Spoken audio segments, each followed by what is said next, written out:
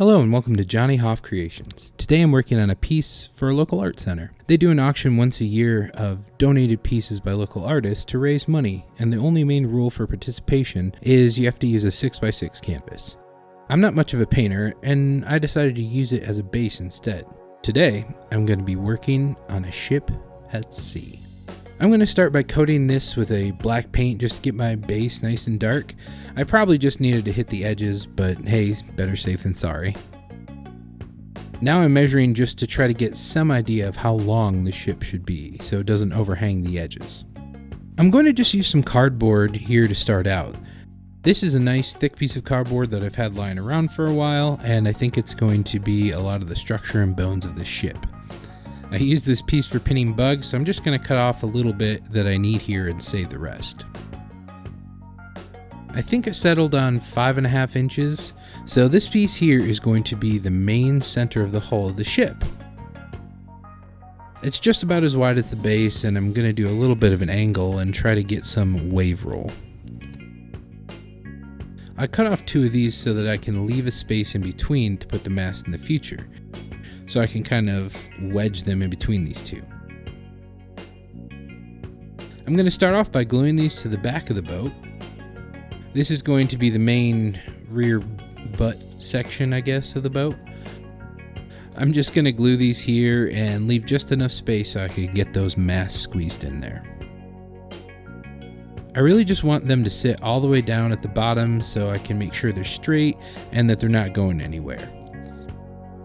A little bit of hot glue and reinforcement, and a little gloopy here, so a little wetness will help smooth out that glue so I don't have any big globs.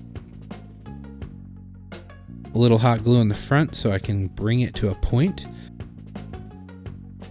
And as soon as it dries, I can start building some of the rib structures that are going to come out on the sides of the center section. I'm cutting off some pieces here that I'll be using for the mast later before I cut the center section out of the ship. Now, I don't know boat terms very well, but I know it has a poop deck, and that's the back section, I believe, and there's a little rise in the front and then the low deck in the middle. I've cut these pieces here to add as a little bit of baffles so I can widen out my boat and reinforce and glue pieces to it to give it some body. Most of this I'm just using hot glue to reinforce because it dries really quick, and none of this is going to be seen so it doesn't have to look nice. Basically, I just need enough of a skeleton so I can wrap some thick cardstock around the outside of this. So I'm building up as much of a frame as I feel like I need, trying to keep it level and just duplicate what I'm doing from one side to the next. I'm adding in some additional side baffle pieces here, and this is just to give it some more structure and rigidness so it doesn't collapse upon itself. I have some techniques for making this a little harder and more solid feeling, and later on in the project I'm going to do that, but for right now I just need enough strength so it will hold its shape. So now I've added in several baffles and a little bit of the skeletal structure, and I'm moving on to the deck and body.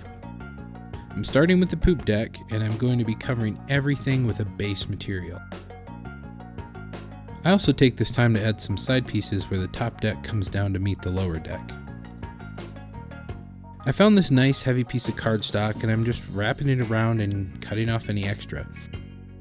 It doesn't have to be perfect because this is all going to be covered by decking and planks, but I'm just trying to give it a rough, solid shape so that I have structure to put my detail on. Off camera, I stuck a couple of the mast in that little gap I left. The mast just seats itself in there really nicely, and I was able to get them relatively straight and all the way down to the base of the ship, which I figured would make it a little bit sturdier. So I continued to add what will end up being my hull, just using several pieces of this cardstock. It doesn't have to be perfect, this is all going to be covered, so I'm just trying to get a solid covering. Off camera, I added a rounded bow front to the boat and covered that with a little decking here and just trimmed off the excess. Now this ship is really not based on any real life ship.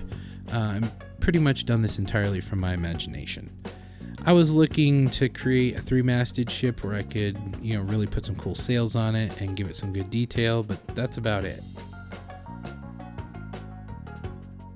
Now that I've finished with my base structure, I'm going to use a combination of school glue, or vinyl PVA glue, and regular black paint to give it a good coat. This is actually airbrush paint because that's just what I had lying around. Feel free to use whatever type of paint you have, and I believe they'll all work with this method.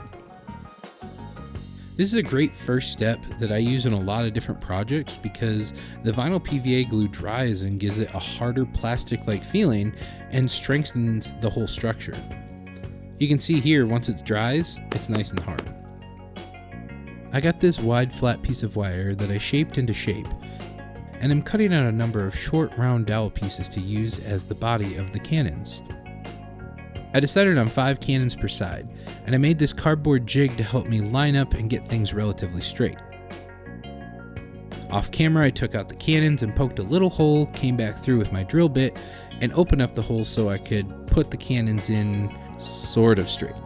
I'm not entirely sure the jig helped out at all. Now, as a true boatman myself, I can tell you that a lot of ships have these front mast thingies so that they can add additional swag sails. I took another piece of dowel that I had used for the mast, drilled a little hole, and secured it deep in the ship, so now I have my front mounting point for a forward sail. Next comes the arduous task of cutting some of that same heavy cardstock into planks that I'm going to use to deck the ship. I need roughly 300,000 of these, so I'm going to be cutting these off camera for a bit. Now that I've finished cutting it all into planks, I began placing them one by one on the boat. I put down a little bit of the PVA paint glue mixture as my gluing agent, and then one by one pressed them into place, leaving a little overhang for deck variants that can be easily trimmed later. Now, the filming setup I'm starting out with here is very basic, if not a bit janky.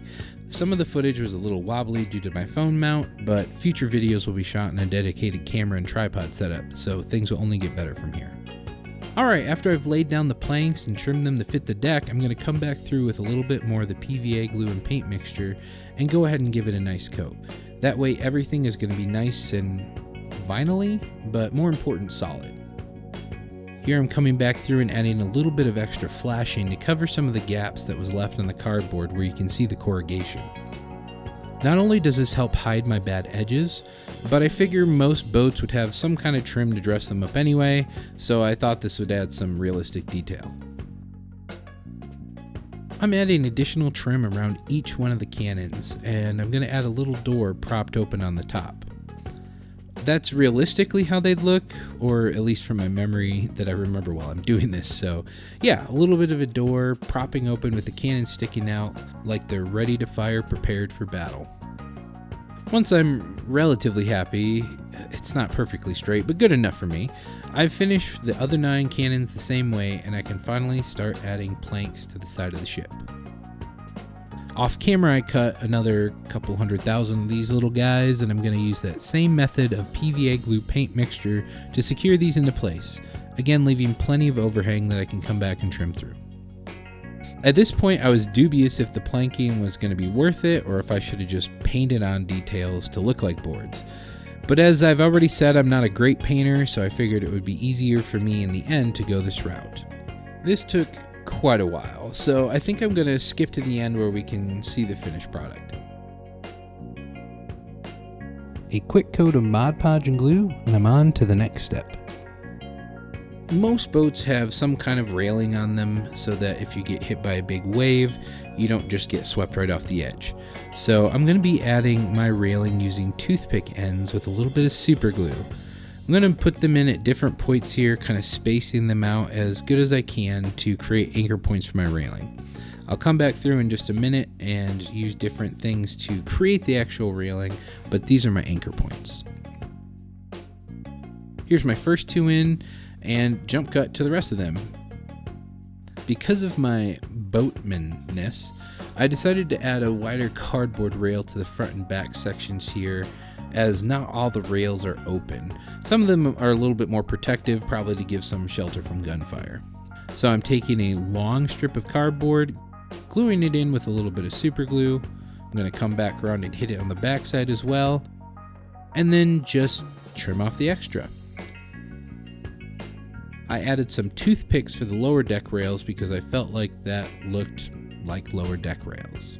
And of course, we need a steering wheel, also called a helm by boatsmen like myself. I made this out of 2 different brass clock gears that I glued onto a little piece of toothpick.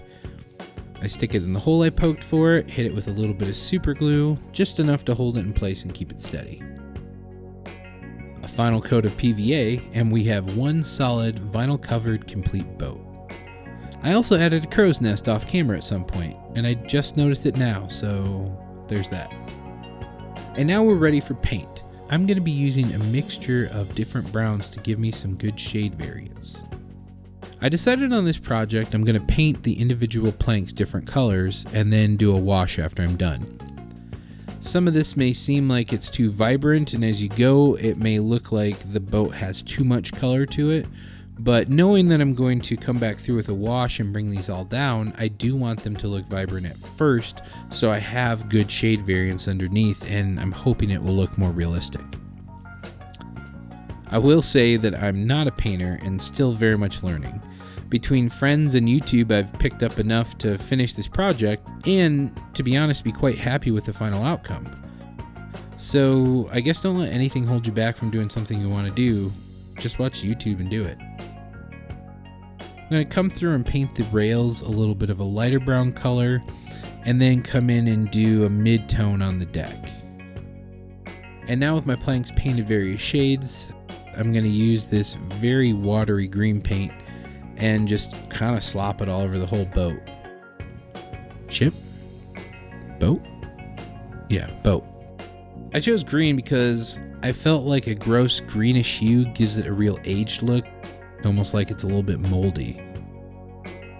So after swabbing down the deck with a watery coat, I come back and pad dry with my paper towel, just so that there's not too much paint on the surface. Coming back to finish this, I'm dry brushing, or as you can see from that first stroke, a little bit wet brushing, a nice light tone of brown. So this is going to pull up my highlights, at least that's what other painters say, so that is also what I'm going to say. I really feel like this pulled the whole piece together, and as someone who doesn't paint very often, I can say I'm genuinely pretty proud of this. Alright, so I finished with my nice glossy clear coat to seal everything in, and I'm going to move on to my base. I need something that's going to give me movement that I can kind of sculpt, and something that will hold my resin. Starting this project, I really wanted to do a 3D resin pour. This is something I really haven't seen before, and I'm really excited to try it and see if we can make it look like real water and waves. I start by gluing a few pieces of foil here to give it some rise and that roll that I want on the side of the ship, so it looks like it's being hit by a big wave. I decided to pre-crinkle my foil. My theory is, if I use more of a translucent coat over the top of this, light will reflect off of the foil, giving me more of a water-like appearance. So that's why I thought foil would be a nice base to use, in addition to just how moldable it really is. I'm not really a water expert, I'm more of a boatsman, but I wanted to have it look like the ship was getting hit side profile with a wave, and then also leave a nice little track following through the water like you see on so many boats, that clear spot in the wake. So I've built it up here with a pretty nice roll, and it's relatively snug to the boat, at least close enough. So I'm going to move on to the next step, which is trying to cover this 3D form in a UV resin. I start off with what I deem to be an appropriate amount of UV resin for the first shade that I'm using. I want to make sure this first coat is a nice deep blue, but also translucent. I add 2 different shades of blue and just a hint of white, and then mix it and see where I'm at. Since I'm going for transparency, I'm using alcohol inks. For a more opaque look, or more of a shimmer, like I want in my second layer, use a mica powder. This was quite a long process for me, figuring out how to pour and cure this in the 3D form that I wanted. Resin is usually poured flat or into molds, and I haven't seen this method used before. The key to creating this is working in very small amounts of resin under my curing light. The second layer I add is a mica heavy pour, lighter in shade and more opaque. This allows some light shimmer to reflect off the foil underneath while hiding the fact that there was foil underneath. I'm adding this to the low areas in larger quantities and then coming back through with my squeezy bottle and hitting the waves and the details so I can build up layers. I hold it at an angle so I can really develop that 3D form and fill all the gaps and not leave any foil exposed. Working directly under the light, you can see here how I've managed to layer up and get some good body and give me something that kind of resembles a wave. I didn't fill the trough here where the boat's going because it's going to be glued down and I didn't want to waste resin. You know, I like the way it fits. It's got that roll of the wave that I was looking for, like it got hit sideways. There's a little wake track behind where you can see it came from. So I'm just going to hit this with a little bit of hot glue and gently press it into place and call it a day. Coming back through here with a little bit of that same opaque resin I used as the top coat, I'm just going to fill that gap all the way around the boat so it really looks like it's submerged and sitting in the water. Now, to finish off the waves, I'm going to need to add some white caps. So I'm just going to take a little bit of white paint and stipple it on the edges, giving me a little bit of texture, kind of going for that frothy, bubbly look. I'm doing this in any area where I think it really calls for it, which is pretty much all the edges. So after I've done my initial stippling, I'm going to come back through with a wetter, fuller white and hit my highlights so I really have some bright white on all the edges. I'm hoping that this will give me the most realism and really look like the boat is crashing through and throwing some water around. To finish off the white paint, I'm covering those areas with a little bit of clear coat. Now we need some sails. So I actually was given these little canvas bags and I can't think of a more perfect substitute for canvas than canvas. So I cut one apart here and I'm just gonna that looks about right. I'm using a slightly thinner dowel rod to cut support for the top and bottom of each sail. I'm pretty much just going to guesstimate here. So I'm gonna use a little bit of super glue just to secure the bottom of the sail and then trim it to the size I think I need. Cut it through completely and then come back through with some more super glue on the top and glue that top seam. Compared to other aspects of making this ship, this process only took me a few minutes to figure out and was pretty easy. A little bit more super glue and on to the next sails, which were the same as the last. You can see how I did trim out a little bit of the edges of the sail. I felt like it looked a little more realistic, like it was stretching a bit. A small dab of super glue gel and all 3 sails blowing in the wind were finished. Now this is the front swag sail that I made that whole front mast for. So I'm just going to cut a little additional piece of the canvas out to what I think is the correct size. I think I'm just going to glue my tying string right in the center of the sail and then sandwich it together with another layer so that I know nothing's going to come undone.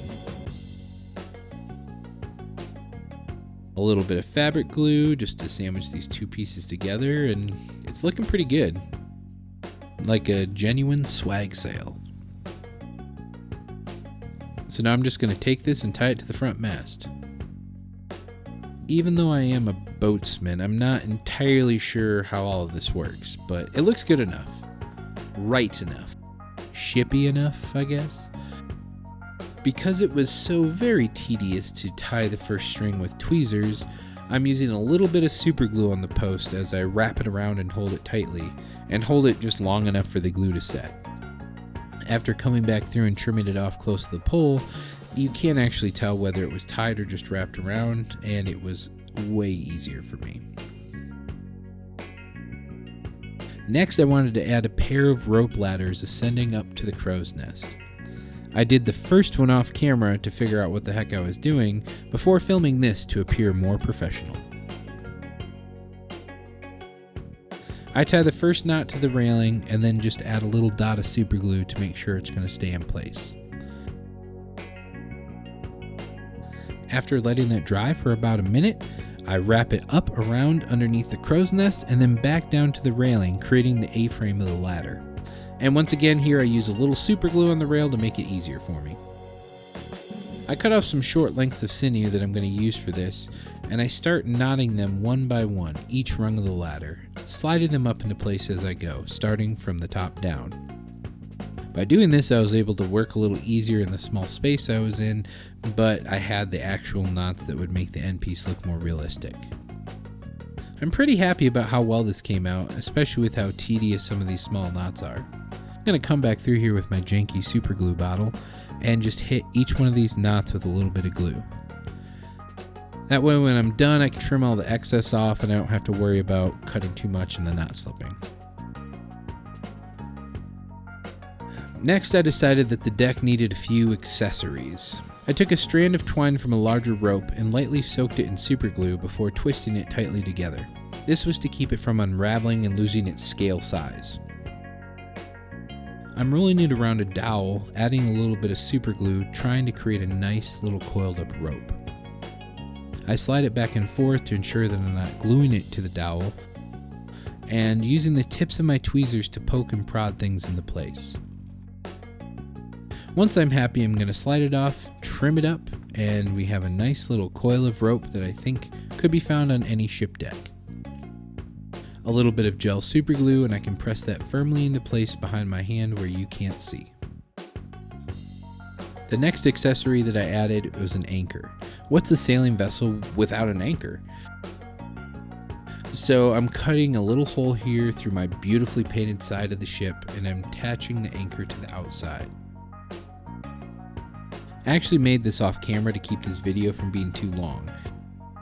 If you would like to see me make the anchor, check out my shorts, which can be also found on YouTube. This is the second coil of rope because, of course, the anchor is going to need some way of dragging it off the ocean floor.